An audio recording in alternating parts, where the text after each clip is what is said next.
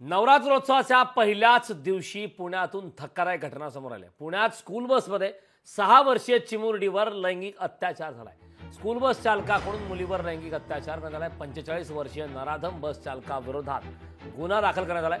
गेल्या 4 दिवसांपासून बस चालक अत्याचार करत होता। पुणे शहरातील वानवडी भागातील धक्कादायक घटना समोर आल्या। आरोपी बस चालकाने आणखी काही मुलींवरही अत्याचार केल्याची माहिती आहे। एकीकडे स्त्री शक्तीचा जागर होत असताना पुण्यातून मात्र संतापजनक प्रकार आता समोर आला। सांस्कृतिक राजधानी पुण्यात नेमकं चाललंय तरी काय, हा प्रश्न आता या निमित्ताने निर्माण होतोय।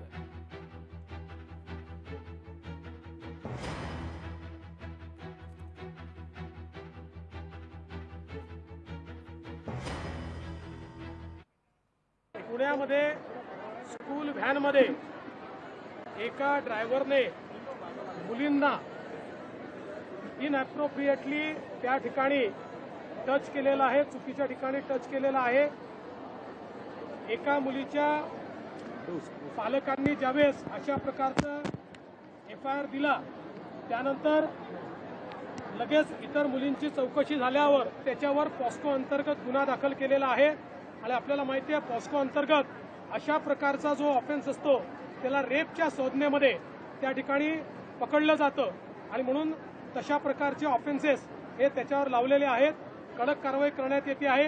संस्था चालकांना देखील बोलवलेलं आहे। यामध्ये कालच मुलींचे पालक हे पोलीस स्टेशनला गेले आणि तात्काळ त्या ठिकाणी गुन्हा दाखल करण्यात आलेला आहे की शाळेच्या स्कूल बसमध्ये एक महिला अटेंडंट कंपल्सरी असं ठेवण्याचे निर्देश आहेत।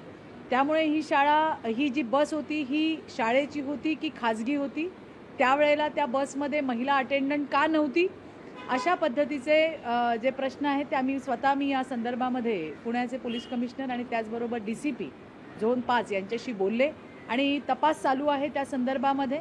त्याचबरोबरीने शाळेंमध्ये या ज्या घटना घडत आहेत त्यामुळे शाळेमध्येही स्टाफ ठेवताना त्यांचा पूर्व इतिहास किंवा त्यांची माहिती घेऊनच अशांना आपण त्या ठिकाणी नोकरीवर ठेवलं पाहिजे, अशी खबरदारी सगळ्याच शाळांनी घ्यायला हवी।